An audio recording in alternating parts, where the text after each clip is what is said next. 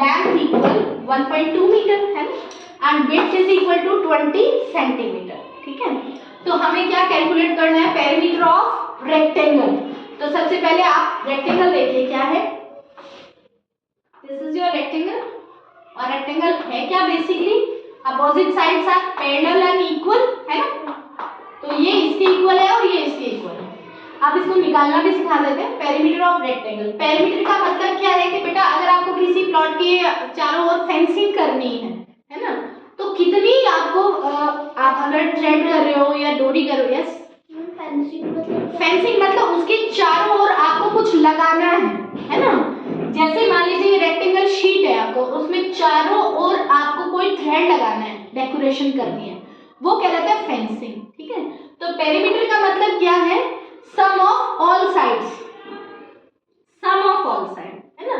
ये आपका एल है तो ये भी एल होगा, ये विड्थ है तो ये भी आपका विड्थ होगा। अब पेरीमीटर क्या हो गया, L plus B plus L plus B, ये होगा। अब हम देख रहे हैं एल एल 2 टाइम है तो आप इसको 2l लिख दीजिए है ना, बी भी 2 टाइम है तो क्या हो गया 2b। अब हम ये भी कर सकते हैं, या तो आप ये कर लीजिए या इसको आप ऐसे भी लिख लीजिए 2 इंटू एल प्लस बी, दोनों ठीक है, ये भी फॉर्मूला है ये भी फॉर्मूला, जो भी आपके लिए कंफर्टेबल हो। अब यहाँ हम आते हैं, एल आपको दे रखी है 1.2 metre, width equal to 20 centimetre. आपको हमेशा ध्यान रखना है कि दोनों की यूनिट जो है वो सेम होनी चाहिए। अब हम हमेशा बड़ी को छोटे में कन्वर्ट करते हैं, तो ये 1.2 है, इसको आप कन्वर्ट करने के लिए आप क्या कर देंगे 100 से multiply, because 1 metre equal 100 centimetre. ठीक है, तो जब आपने इसको मल्टीप्लाई किया, अब ये पॉइंट है तो आपके पास में हो गया 1200, पॉइंट के बाद एक डिजिट है तो ये आपके पास हो गया 120 सेंटीमीटर।